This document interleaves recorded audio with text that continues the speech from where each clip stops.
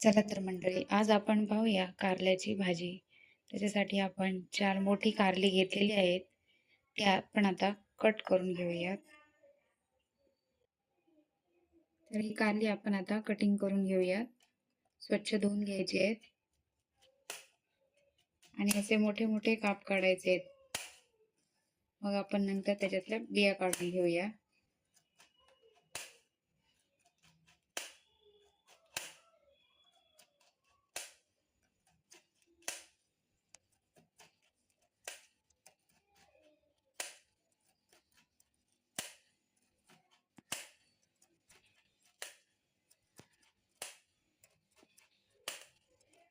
अशी सगळी कारली आम्ही कट करून घेऊया आपण.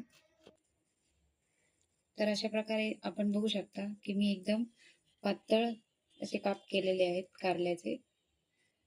आता लगेचच आपल्याला भाजी तयार करायला घ्यायची नाहीये, तर याच्यामध्ये थोडंसं आपण मीठ घालायचं आहे, थोडीशी हळद घालूया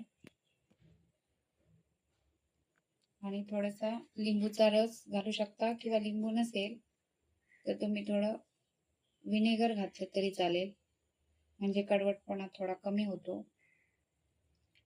हे घालायचं आणि आपण एकत्र करून व्यवस्थित एकत्र करून घेऊया हे सगळं. थोडी हळद पण थोडीशी घालायची, म्हणजे कडवटपणा थोडा कमी होतो कारल्याचा. थोडं मीठ जास्त घातलं तरी चालेल. हे सगळं व्यवस्थित एकत्र करून घ्यायचं आहे.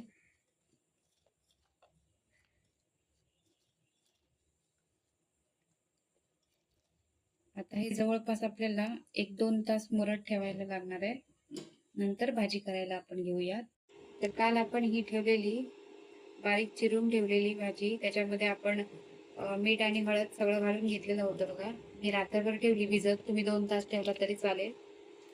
ती व्यवस्थित आता त्याच्याला पाणी सुटलेलं आहे, बघू शकता तुम्ही. मीठ घातलं आपण म्हणून. हे सगळं आता व्यवस्थित दाबून पाणी काढून घ्यायचं आहे आपल्याला.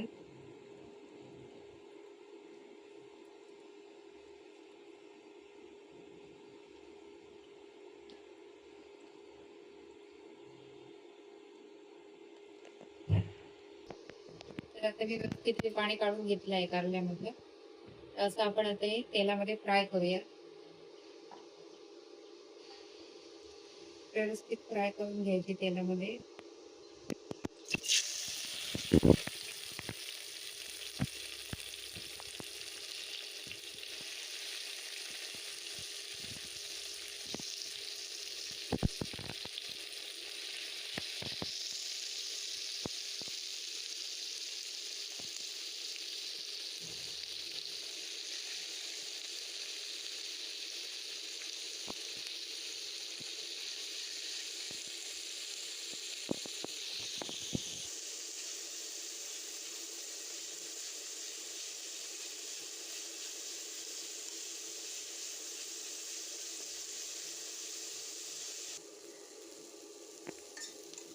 तर अशा प्रकारे ही सॉफ्ट होईपर्यंत भाजून घ्यायची.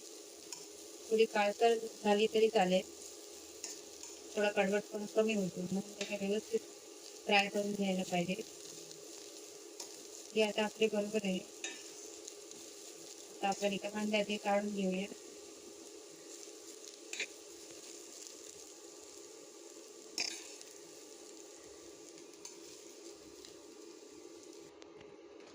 यातच आपण फोडणी घालून घेऊया. थोडं तेल घालायचं, त्याच्यामुळे म्हणजे थोडी चिरलेली लसूण घालायची. थोड्या मिरच्या घालूया. कांदा भाजून घ्यायचा आहे.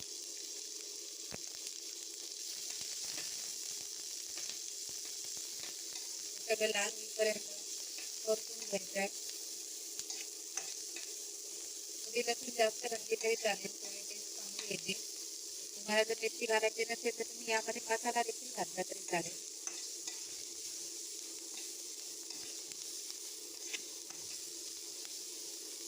व्यवस्थित लाल होईपर्यंत भाजून घेऊया.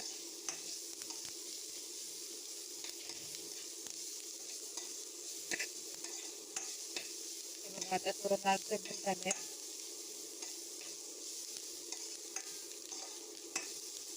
कांदा थोडा लालसर झालाय. लसूणचा वास देखील सुटलेला आहे. तर आता आपण त्याच्यामध्ये आपली कारली त्याच्यामध्ये आता हे कारली घालून घेऊया.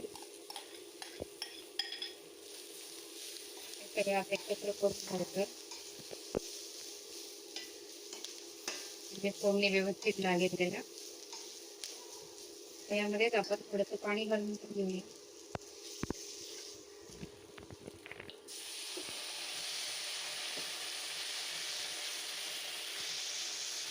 त्यामध्ये आता आपण थोडंसं पाणी घातलेलं आहे जेणेकरून आता व्यवस्थित शिजेल. त्याच्यामध्ये थोडं मीठ घातले, थोडंसं मीठ घालायचं आहे. थोडीशी साखर टाकून घेऊया. कडवटपणा कमी होईल. आता हे सगळं एकत्र करून 5 मिनिटं वाफवून घ्यायचं आहे आपल्याला.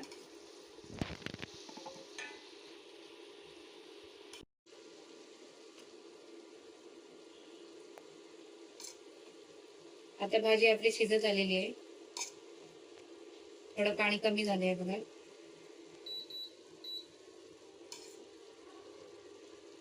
आता यामध्येच आपण आता खोबरं घालून घेऊया थोडं, छोटी वाटी. तुम्ही शेंगदाण्याचं कुठेही घालू शकता. तुमच्याकडे जे अवेलेबल आहे ते तुम्ही घालून करू शकता. सगळं व्यवस्थित एकत्र करून घेऊया. आता थोडा गॅस मोठा केला तरी चालेल. आणि थोडंसं खोबरेल तेल पण घालून घेऊया म्हणजे टेस्ट थोडी चांगली येते. असेल खोबरेल तेल तर घालू शकता, नाहीतर काही असं कंपल्सरी नाही.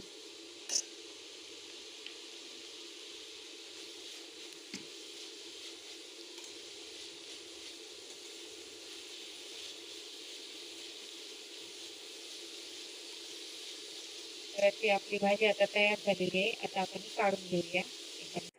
तर तुम्ही बघू शकता मैत्रिणींनो, एकदम साधी, सोपी आणि झटपट तयार होणारी आपली कारल्याची भाजी तयार आहे.